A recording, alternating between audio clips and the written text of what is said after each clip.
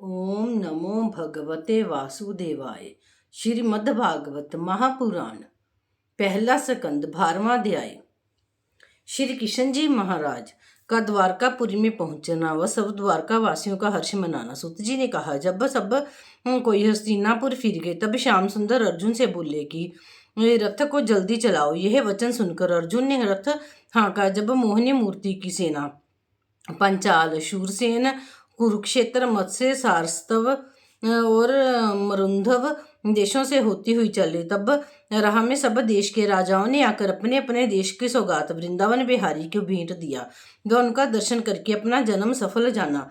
वह राह वाले श्याम सुंदर का दर्शन पाकर इस तरह उनकी स्तुति करते थे कि देखो, इन्हीं पर ब्रह्म परमेश्वर ने पृथ्वी का भार उतारने के वास्ते संसार में जन्म लिया है। जिनका दर्शन ब्रह्मा व महादेव आदि देवताओं को जल्दी ध्यान में नहीं मिलता, उनका दर्शन हम लोगों को बड़े भाग्य से प्राप्त हुआ। फिर इन्होंने कौरव व पांडवों से महाभारत करा के पृथ्वी का भार उतारा। वह अनेक मनुष्य कहते थे कि धन्य भाग्य युद्धवंशियों के हैं, जो इनको अपना नातेदार समझकर दिन रात्रि इनकी सेवा करते रहते हैं। इसी तरह सब छोटे बड़े उनकी महिमा व लीला कहकर प्रसन्न होते थे। जब तीसरे दिन द्वारकापुरी के निकट पहुंचकर अपना पांचजन्य शंख बजाया, तब सब द्वारकावासी मुरली मनोहर के आने का हाल जानकर बहुत आनंदित हो गए। श्री किशन जी अपने पुत्र सांब व पुत्र अनिरुद्ध को द्वारकापुरी की रक्षा करने के वास्ते छोड़ गए थे। ये दोनों शंख ध्वनि सुनते ही अपनी सेना व युद्धवंशी व ब्राह्मण व ऋषिवरों के साथ लेकर गाते बजाते मुरली मनोहर को आगे से लेने के वास्ते गए। वह नगर में ढिंडोरा पिटवा दिया कि सब कोई गली व सड़क व अपने अपने द्वार पर मंगलाचार करे। सो सब द्वारका वासियों ने नगर में चंदन अधिक सुगंध उड़ने के वास्ते छिड़कवा दिया। वह अपने अपने द्वार पर स्त्रियों अच्छा गहना व कपड़ा पहनकर आरती लेकर वृंदावन बिहारी की पूजा करने के वास्ते खड़ी हो गई। वह अनेक स्त्रियां 16 श्रृंगार करके अपनी अपनी खिड़की व कोठों पर बैठ व खड़ी होकर बांके बिहारी की छवि देखने के वास्ते इच्छा करने लगी। जिस समय वह सांवली सूरती मोहिनी मूर्ति बड़ी तैयारी से द्वारकापुरी में आए, उस समय सब छोटे बड़ों ने उनका दर्शन पाकर फूलों की वर्षा किया। जिस तरह मुद्दे के तन में प्राण आ जावे, उसी तरह सबों ने नया जन्म पाकर हर्ष मनाया। और मुरली मनोहर ने मिलते समय बड़ों को दंडवत व बराबर वालों को गले मिलकर छोटों को आशीष दिया। व प्रजा लोगों को भेंट हाथ से छूकर उनका सम्मान किया और अपने मंदिर में जाकर माता व पिता के चरणों पर सिर रखा। वसुदेव व देवकी व राजा उग्रसेन पांडवों की विजय होना सुनकर बहुत प्रसन्न हुए। वह सब द्वारका वासियों ने दीनानाथ से कहा, महाराज, हम लोग तुम्हारे देखे बिना अंधे हो रहे थे। जिस तरह अंधियारी रात में बिना चंद्रमा आंख होने से भी कुछ दिखलाई नहीं पड़ता और आंख वाला चंद्रमा को याद करता है, वही हाल हमारा था। वह द्वारकावासी स्त्रियां श्याम सुंदर को देखकर इस तरह प्रसन्न हुई, जिस तरह चकोर चंद्रमा को देखने से आनंदित हो जाता है। और जब श्याम सुंदर मोहल्ले में पहुंचे, तब रुक्मिणी आदि सब स्त्रियों ने अपने अपने महल में खड़ी होकर उनका बड़ा सम्मान किया। और उन्होंने जो नंदलाल जी के पीछे अच्छा गहना व कपड़ा नहीं पहनती थी, उस दिन प्रसन्न होकर अपना अपना श्रृंगार किया। और एक ही समय में अपने अनेक रूप धारण करके श्याम सुंदर सब महलों में गए और सब छोटे बड़े द्वारका वासियों को सुख दिया। 13वां अध्याय।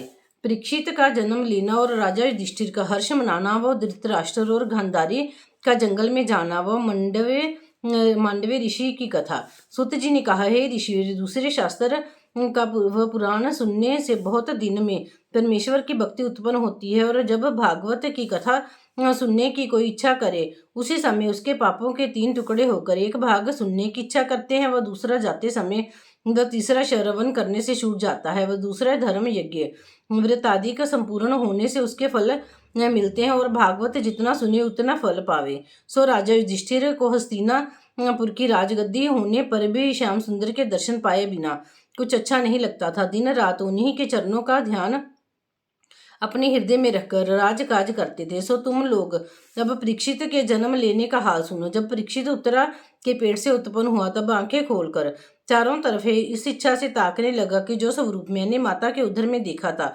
वह कही है, परंतु इस भेद को किसी ने नहीं जाना। और राजा युधिष्ठिर ने बड़े उत्साह से नंदी मुख श्राद्ध किया व मंगलाचार मनाकर ब्राह्मण व याचकों को मुंह मांगा दान दक्षिणा दिया। जब ज्योतिषी पंडितों को बुलाकर जन्म लगन का हाल पूछा तब पंडितों ने विचार कर कहा कि ये बालक जन्म लेते ही आंखें खोलकर सबकी परीक्षा लेता था, इसीलिए परीक्षित नाम रखो। ये लड़का बड़ा होकर प्रतापी व बलवान और नीतिमान और धर्मात्मा राजा होगा। प्रजा लोग इससे बड़ा सुख पावेंगे और तुम्हारा नाम और कीर्ति यश इस बालक से चारों दिशाओं में अधिक फैलेगा।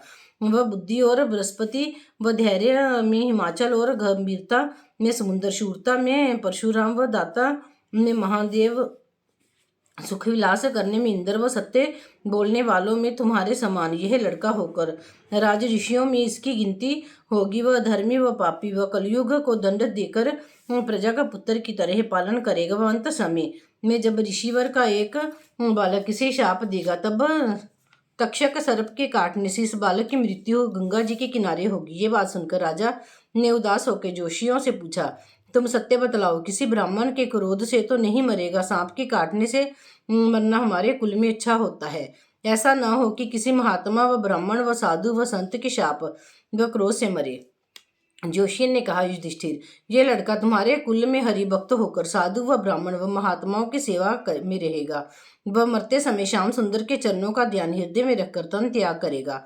ऐसा प्रतापी व परमेश्वर का भक्त आज तक तुम्हारे कुल में दूसरा कोई नहीं हुआ। तुमको विपत्ति पड़ने से परमेश्वर की भक्ति हुई थी और इसको लड़कपन से हरिचरणों की भक्ति व प्रीति रहेगी। ये बात सुनते ही युधिष्ठिर आदि बहुत प्रसन्न हुए। वे जोशियों को दक्षिणा देकर विदा किया और आपस में उन्होंने कहा कि 5 भाइयों में परमेश्वर ने ये भाग्यवान लड़का दिया है, इससे हमारा नाम संसार में स्थिर होगा।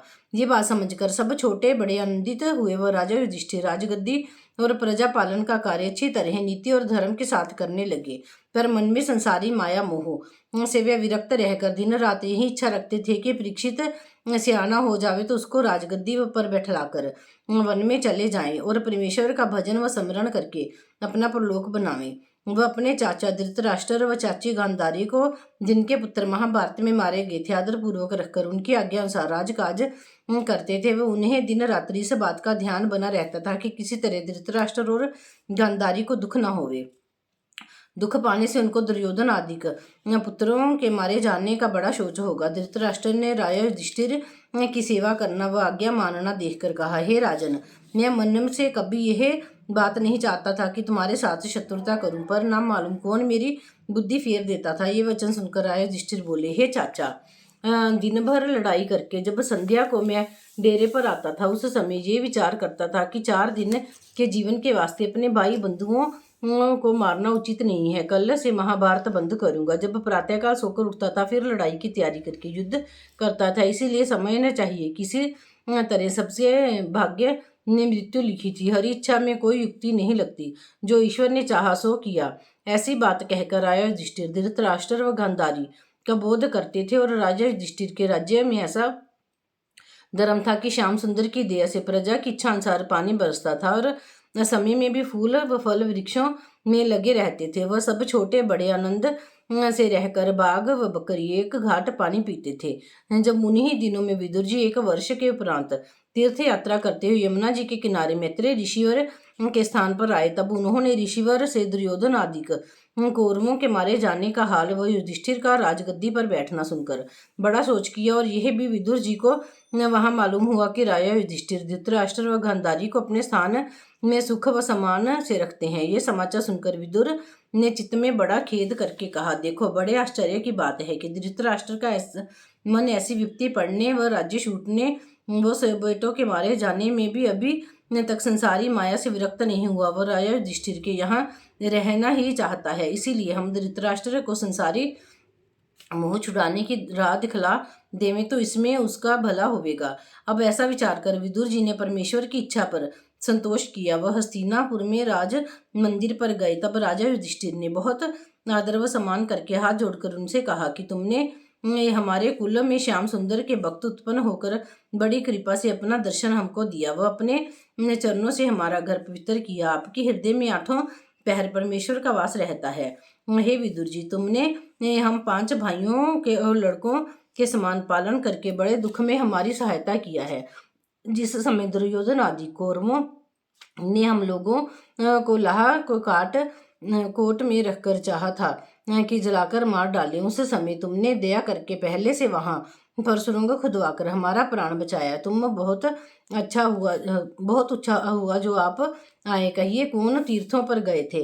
प्रभास के क्षेत्र में भी गए हो तो कुछ हाल श्याम सुंदर का बतलाओ। मुझको राज्य देकर जब से गए हैं तब से उनका कुछ समाचार नहीं पाया। विदुर जी ने दूसरे तीर्थों का हाल वर्णन किया, पर सब यदुवंशियों के मारे जाने व श्री कृष्ण जी के अंतर ध्यान होने का समाचार इसीलिए नहीं कहा कि अर्जुन आकर सब हाल कहेगा। कदाचित मैं कहता हूँ तो राजा युधिष्ठिर को बड़ा दुख होगा। अच्छे लोग ये कह गए हैं कि ऐसी बात किसी से के सामने ना कहना चाहिए जिसके सुनने से उनका मन दुखित हो। जब महल में स्त्रियों ने विदुर के आने का हाल सुना तब द्रौपदी आदि ने विदुर को परमेश्वर का भक्त जानकर दंडवत किया। वह सब हस्तिनापुर वासी उनके आने के प्रसंग से प्रसन्न हो गए। जब विदुर जी ने वहां से धृतराष्ट्र के द्वार पर जाकर उन्हें व गांधारी को दंडवत किया तब धृतराष्ट्र ने विदुर से गले मिलने के उपरांत रोकर कहा, हे भाई, तुम्हारे जाने के पीछे मेरे ऊपर बड़ा दुख पड़ा। वह हमारे सब बेटे मारे जाकर राजगद्दी नष्ट हुई।